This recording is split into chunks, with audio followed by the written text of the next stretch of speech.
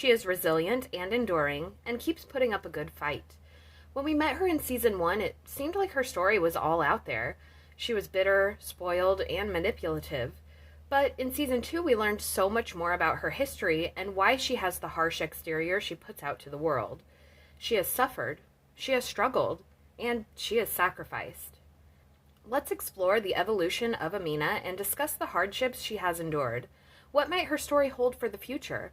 Will the events she has survived fuel her to finally choose a side and fight for her own name? Welcome back to Faefire. If you like this video, subscribe to the channel and ring that notification bell to join the Fae Underground. I do weekly live discussions on Season 2 of Britannia, as well as other theories on the show, so check out my videos after this. Amena was made Queen of the Cantii at the end of Season 1 after surviving the slaughter of the good house of Cantii around her. Her husband, Phelan, left after losing the throne to his sister, thanks to the Druids. Amena's second husband, Lyndon, flipped to the Regni tribe, who ended up losing. She was left alone, with every Cantii dead, but rather than fall victim to the same fate, she turned her luck around. Summoning the sea goddess Nehelenia, Amena wished for a demon to protect her. In walked General Aulus Plautius, the embodiment of Laka, the great earth demon.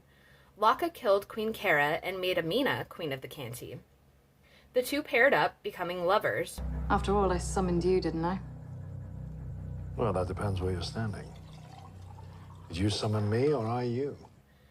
She tells Aulus that her family are witches, and Prefectus Vetus believes that Aulus is under her enchantment. Amena relished in her newfound power, trying to bring the other tribes of Britannia into the fold of Rome, and rubbing elbows with the emperor. Her eyes were always open, though. Her tactics were of survival. She had seen what happens when Rome is defied. King Pellinore died, Queen Kera killed, and the Regni tribe decimated. The only path to survival is compromise. It is the only way to preserve their own ways and meet Rome as an equal.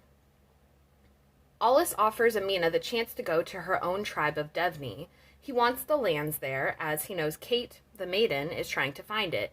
He found out this information from Wyla, the newest outcast druid, who crumbled under Laka's power. Wyla told him that this was Amena's family, and she has a secret lie which could destroy them all. The Queen of the Devni is also the keeper of the Lake of Tears, one of only 3 people who know the location of the sacred Lake of the Druids. When Amena goes home to Iska, Queen Andra is thrilled to see her sister, but that's quickly diminished by her Aunt Kera, who says they should not celebrate in people but in the gods, and the time should be used for prayer and reflection. There is an immediate stonewall from Amena's family towards her, trying to portray her as Rome's whore and full of their poison. We learn that the other tribe leaders in Iska want to discuss Rome's arrival, and Amena suggests they hold council, though Andra says she will stay loyal to Varen, who gave her the title of queen. Amena tries to tell Andra that Varen is a liar and the Druids are faithful only to themselves, but Andra has been trained from a very young age to be loyal to the Druids. Only Andra, Varen, and Harka know the location of the Lake of Tears, so her position is an exalted one. She knows of the prophecy and believes she has seen the signs. The maiden will come, and she must be there to anoint her in the lake. At the council, Amena gives the reasons why they should approach Rome with compromise, to save their own lives and land. Though her arguments were compelling, Varen interrupted her speech, and after meeting with Andra, Amena is arrested for treason. Varen convinced Andra that Amena was spreading the poison of Rome and on their errand. The gods also spoke to Andra and told her that Amena should be flayed and burned, and her ashes buried beneath the oak tree. Varen told Amena she should accept her sacrifice, but she believed that to be awfully convenient for him, so she threatened to bring down his whole lie with her own truth. As her last wish, Amena requests to see her mother, the Mad Queen Regent. There, we learn the truth of Amena's history. She was a young and happy princess, preparing for her solstice name day. On the night before solstice, as Amena wore her white garb, under her vow of silence, her father came into her chambers and raped her. She became pregnant, and so was locked away in her chambers to keep the secret. When the child was born, she was made to call her sister, and the Druids took her away when she was 3 years old. The king died, and the queen did nothing. Amena was married off to a prince of the Cantii, and when the younger princess returned, she was named Queen of the Devni and keeper of the Lake of Tears, while the old queen grew mad in her tower. The only people who knew the secret were the old queen, Amena, and Varen. Now we understand why Amena hates Varen so much. He took everything from her, including her heart. She was abused and silenced, then continuously victimized by someone with power. Do you even know your heart? Have you seen it? My heart. You once asked me if I still have one, but you already knew the answer because you took it from me many years ago. And Varen threatens her that the truth will destroy Andra, the only person Amena truly cares for. It's a twisted cycle that she is trapped in, and sacrificing herself only perpetuates Varen's wishes. She cannot let herself die, but when given the opportunity to expose the truth to Andra, she also fears to break her daughter's heart and shatter her reality. It could cost her the throne of Iska. Though Amena should rely on her own powerful position and remember that she has a cushion of her own to offer. Perhaps in fear of this, or knowing the future, Varen flees from Iska without a word. Andra begins to recognize that no one's telling her the truth, even her sister. She begins asking questions, trying to find out what no one will tell her. It is Harka, the trickster, who shows up in Andra's chambers and exposes the truth. Amena is Andra's mother, not her sister. Her whole life has been a lie. Her father is not dead. He is trapped within the walls of the Queen Mother's chambers, forever punished for his crimes against his own daughter. One thing Varen said was true. The truth will destroy her. Amena is brought forth into the great hall, as are their father and mother, and Andra cuts her own throat before them all. Her court of jesters, along with the old king and queen mother, trapped themselves in a cell and burned with their queen on her funeral pyre, as Amena looked on. The only one left, again. She emerges from the burning building to find a white horse, a symbol of freedom and wisdom, waiting for her in the smoke and ashes. Amena had told us her family were witches. Though we didn't see them practicing witchcraft in the traditionally maligned sense, they definitely practice deep prayer, sacrifice, dedication, and meditation. They pray to the old gods of Britannia, like the Druids, though Amena has essentially forsaken that line of belief after being so abused by them. But I don't think she's loyal to Laka or the gods of Rome either. She even tells Domitius, epoxy gods. She and Aulus make a good pair that way. Neither are dedicated to any gods in particular. Amena did summon help from Nehelenia, but she is a Celtic goddess from Germanic regions, so perhaps she knew of her through her ex-husband Lyndon, who was from Gaul. We see here that Amena is not entirely atheist in her beliefs, but more that she feels betrayed by the gods of Britannia, and holds no particular loyalty to the invasive gods of Rome either. She thinks for herself and honors whatever particular goddess she feels connected to. I don't think Amena has any particular loyalty to Rome, but more a desire for power and sovereignty, without the complete decimation of Britannia around her.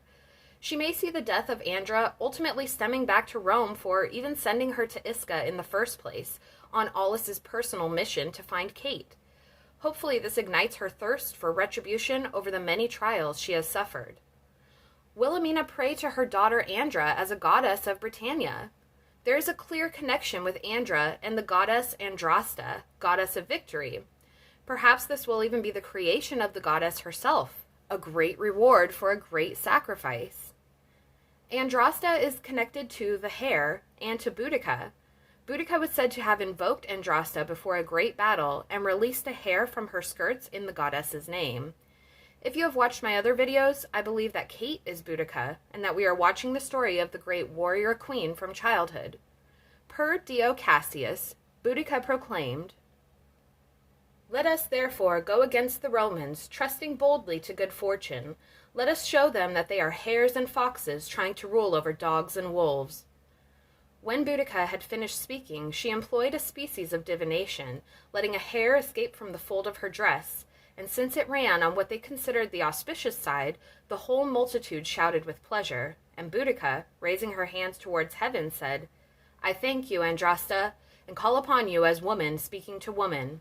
I beg you for victory and preservation of liberty." Though Andra is gone, will her mother see her last wish through, to be there for the maiden when she arrives and anoint her in the Lake of Tears? It is poetic justice and even theologically sound for the divinization of a queen to a goddess, paid for with a great sacrifice. Even bringing Amena around to believe in the gods of Britannia, or at least one of them. I also want to draw attention to the parallel between the role of the Keeper of the Lake of Tears and the Lady of the Lake position within Arthurian lore. The Lady of the Lake is a dual role. She is more often seen as the keeper of Excalibur, who resides beneath the water with the sword until King Arthur returns in the time of Britain's greatest need. It is also an exalted position, called the High Priestess of Avalon. She is equal to Merlin and resides near the Lake of Avalon, which is hidden from the eyes of Christian men and non-believers. Another connection with these Devney women and this idea is the fact that in multiple Arthurian tales, we find Merlin falling in love and becoming obsessed with the Lady of the Lake, and even violating her in some tales. For this, he is punished, imprisoned either under a tree, in a cave, or in a tower, much like their own father, the former king of the Devney. My personal theory is that the Lady of the Lake line actually stems from the line of Boudica. We see a lot of parallels and symbolism with Kate and Nimue. Perhaps we will see the origins of both the Lady of the Lake herself and the High Priestess position. With Andraste being so closely interwoven with Boudica and with Amena, there are some connections to this idea, and perhaps even the creation of a triple goddess, in a sense. We can see the maiden, mother, and crone in these three characters. Andraste is believed to be related to Andarta, who was a Celtic goddess of southern Gaul, whose name translates to big bear, staying firm, or well fixed. Amena can connect to all of those ideas, being the big sister or mother figure, and a woman who is firm in her convictions, despite constantly being surrounded by people who wish to sway her beliefs. She was also married to Lyndon, who was a prince of Gaul, so another connection. Lyndon is not dead. I don't think he is. I really don't remember him dying. So perhaps with the creation of Andraste comes the creation of Andarta, and maybe it is Lyndon who brings the goddess back to Gaul. I really love the idea of Amena, who is so resistant to and nearly abused by the gods, not only blessing and deifying her own daughter, but going through an apotheosis of her own as well. While Andarta is not a well-known deity, she is definitely identified as a strong figure in her own convictions with a maternal protective instinct. And as she evolves and becomes more powerful, will Amena become an opponent to Laka? Will she be able to manipulate him with their bond and work from the inside? She was strong enough to summon him before these sacrifices. Now she has vengeance, knowledge, and power on her side. And with that in mind, will she even be a combatant to Varen? Will she desire vengeance upon him? There are even mild parallels to see between the sisters and the first and second man, which can lend to the idea of the sisters creating this important role and evolving into something greater than themselves. Great magic requires a heavy price, and Amena's entire family was just sacrificed. I think this will bring out even more strength in Amena and ignite a fury in her that she will bring against Rome. When they came to Isca, she was firmly standing in her queenship, and though Isca isn't her throne, she was able to walk away from Laka as a Queen of Britannia. Even with forces still trying to sway her, she knows who she is and goes down her path alone, which leads her exactly where she was meant to go. She found her king. Now that she and Phelan have reunited, they can combine their knowledge, experience, and anger at the fore as a combined front. They both have reason to hate the Druids, they both have reason to hate Rome, and they both have a claim to the Cantii throne. What can we expect from this power couple of Britannia? Let me know your thoughts in the comments below. What do you see in the future for Queen Amena? Did she completely subvert your expectations like she did for me? I really didn't like her when Season 1 ended, and now she's one of my very favorite characters. Annabelle Sholey is doing an amazing job portraying Amena, and I'm very excited to see where Season 3 takes this queen. Be sure to like this video, subscribe to Fae Fire, and ring that notification bell to join the Fae Underground. Join me live on Monday evenings to discuss Season 2 of Britannia. Thank you all so much for watching, and we'll see you in the next one. Bye! Here's what I want. Pop off. Go and have a smoke, chat with the gods, or whatever fucking bullshit it is you do, and then go to Andra and tell her the gods have changed their minds.